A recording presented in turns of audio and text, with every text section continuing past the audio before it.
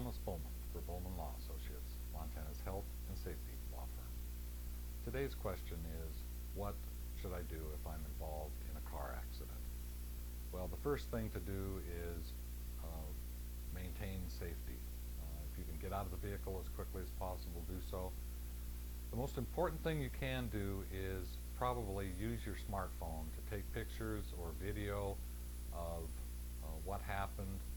Sometimes statements made by the careless driver at the time of the crash can be invaluable in terms of evidence, because those spontaneous utterances are irreplaceable and oftentimes prove the case regarding what actually caused the crash to occur. And if you're not at fault and the other driver is at fault, it is carelessness, it is negligence. Inadvertence is no excuse. If you were there and they could have seen you, the fact that they didn't is not a defense. It just means they weren't paying attention, they were thinking about some other distraction.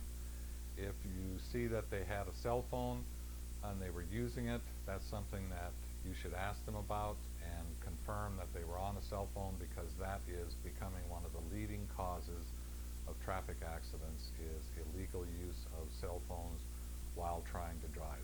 It's totally different than listening to the radio or music, because the interaction that is required in a cell phone conversation is much more of a distraction than sitting and listening to music or a radio announcer babble on a program, because you're not going to respond, you're just thinking about it.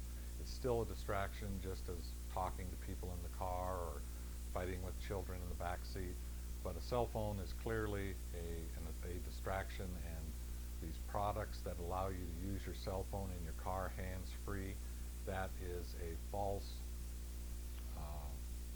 safety feature. The reason the accidents occur is not because the cell phone is in your hand or you've got it on conference mic sitting on the seat. It's because of the mental distraction and the likelihood that some danger sign will be missed, or there'll be a delayed reaction, which in fact would be the cause of the crash. Something unexpected usually. So once again, if you're involved in a car crash, the number one thing you can do is start to record with your cell phone. If you don't have a smartphone, then just take pictures of the damage done to the cars, what the orientation of the intersection is like. Another thing that can be very useful is to get the names of people that are standing around, other cars. Even take pictures of license plate numbers of cars that stop.